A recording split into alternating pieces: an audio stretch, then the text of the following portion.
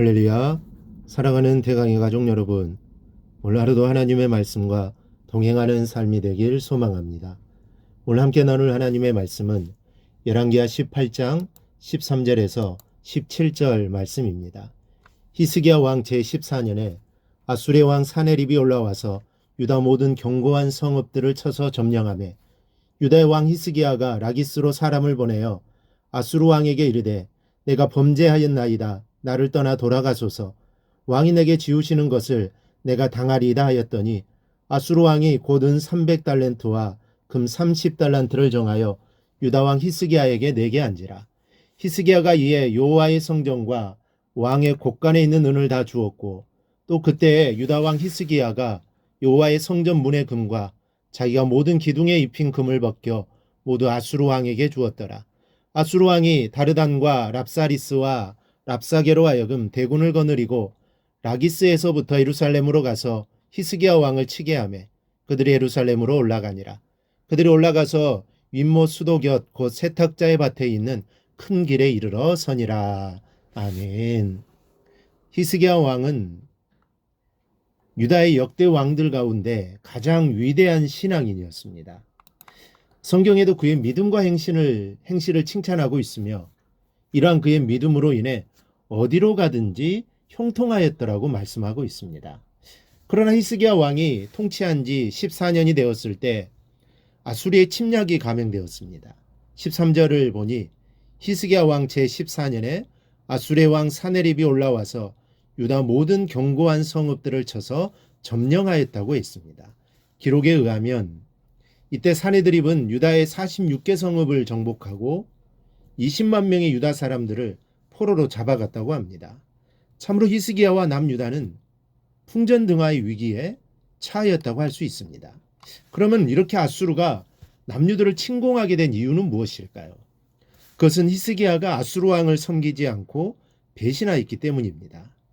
북이스라엘이 아수르의 침공을 당하여 멸망할 당시 남유다의 아하스는 아수르 왕을 신하의 예로로 섬기고 있었습니다. 말하자면 남유다는 아수르의 종속국으로 전략한 상태에 있었던 것입니다. 아수르로서는 이런 아하스와 남유다를 굳이 공격할 필요가 없었습니다.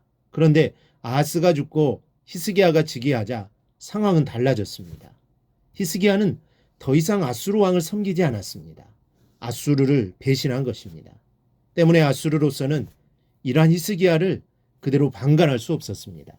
그래서 사네드립은 대군을 이끌고 남유다를 침공하게 된 겁니다. 이러한 히스기야 모습은 잘한 일입니다. 이스라엘 지키시는 것은 아수르가 아니라 하나님이시기 때문입니다. 그러니 하나님을 의지하기 위해 아수르를 버리는 것은 당연한 것입니다. 그런데 아수르의 사네립 왕이 쳐들어왔을 때 히스기야의 모습이 이외였습니다. 이때 히스기야 왕은 과거에 뜨거웠던 신앙을 토대로 하나님 앞에 절대적으로 매달렸어야 했습니다. 그러나 그가 이런 위기에 처했을 때 취한 행동은 얼마나 비굴하고 초라한지 모릅니다. 14절을 보면 아수르 왕에게 이르되 내가 범죄하였나이다 라고 무릎을 꿇고 은 300달란트와 금 30달란트를 정하여 주었습니다. 뿐만 아니라 15절에는 여호와의 성전과 왕궁 곳간에 있는 은을 다 주었고 16절에는 여호와의 성전 문의 금과 자기가 모든 기둥에 입힌 금을 벗겨 모두 아수르 왕에게 주었더라고 했습니다. 정말로 이런 히스기야가 유다 여러 왕 중에 이런 자가 없었다라고 칭찬받던 사람이었는지 의심이 갈 정도입니다. 히스기야의 믿음이 많이 약해진 것입니다. 여기에 우리는 크게 두 가지의 교훈을 얻게 됩니다. 먼저는 온전했던 사람도 히스기야처럼 쓰러질 수 있습니다. 히스기야는 유다의 역대 왕 중에 가장 믿음이 훌륭했던 왕이었습니다. 그래서 하나님의 놀라운 축복 속에 성장과 번영을 거듭했습니다. 북이스라엘은 멸망했지만 남유다만큼은 거대한 강국으로 자라고 있었던 겁니다. 여러분, 사람은 공경에 처했을 때보다 넉넉하고 남아돌고 풍요로울 때 문제가 생기기 쉽습니다. 어려울 때는 철야도 하고 새벽 기도도 하고 주님 앞에 눈물도 많이 흘립니다. 그러나 모든 것이 풍족하여 기도의 필요성을 느끼지 못할 때 그는 반드시 히스기야와 같이 쓰러질 수밖에 없습니다. 지금 여러분이 처한 환경은 어떻습니까?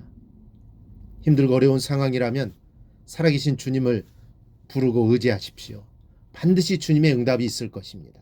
하지만 혹시라도 풍족하고 넉넉한 가운데 나의 신앙이 서서히 나태해지고 있지는 않습니까? 그런 모습이 조금이라도 보여진다면 내 믿음을 반성하면서 주님과의 첫사랑을 회복하시기 바랍니다. 또 마귀란 놈은 굴복하는 자를 더욱 괴롭힙니다. 히스기야 왕은 아수르 왕에게 모든 것을 다 내주었습니다. 심지어 성전 기둥에 금으로 입힌 것까지 벗겨서 갖다 바쳤습니다. 그러나 17절 말씀을 보십시오. 아수르 왕이 다르단과 립사리스와 랍사게로 하여금 대군을 거느리고 라기스에서부터 예루살렘으로 가서 히스기야 왕을 치게 하였다고 기록되어 있습니다. 히스기야 왕으로부터 모든 것을 빼앗아 갔으면 이후로는 좀 잘 봐줘야 하는데, 그런데 아수르 왕은 무릎을 꿇은 유다 백성을 다시 괴롭히고 있습니다. 이것은 마귀란 놈의 속성과 똑같은 것입니다. 사단의 유혹에 한번 넘어간 사람은 이것이 올무가 되어 계속해서 포로로 끌려다니게 되는 것을 보게 됩니다. 그러나 주님의 이름으로 사단을 대적해 보십시오. 나와 함께 하시는 주님의 능력을 과감하게 활용해 보십시오. 마귀는 주의 이름으로 쫓겨갈 것이며 우리는 주의 이름으로 승리하는 자녀가 될 겁니다. 야고보서 4장 7절 말씀에 마귀를 대적하라, 그리하면 너희를 피하리라고 하셨습니다. 마귀는 대적해야 합니다. 마귀가 아무리 힘이 강해도 주님의 이름으로 마귀를 대적하기만 하면 마귀를 도망가게 되어 있습니다. 오늘 말씀을 교훈 삼아 여러분은 히스기야 왕과 같이 아수르에게 굴복하지 마십시오. 오직 주님의 이름으로 마귀를 대적하여 담대하게 나아가십시오. 그래야만 가로막혔던 길이 축복의 길로 활짝 열려질 것입니다. 승리할 수 있습니다. 주님이 나와 함께 하는데 무엇이 두렵겠습니까? 이라는 은혜가 오늘 말씀을 듣는 모든 성도들에게 임하기를 주님의 이름으로 축원합니다. 오늘 묵상한 말씀을 굳게 잡고 삶으로 실천하며 살아내는 대강의 모든 성도들이 되기를 축복합니다.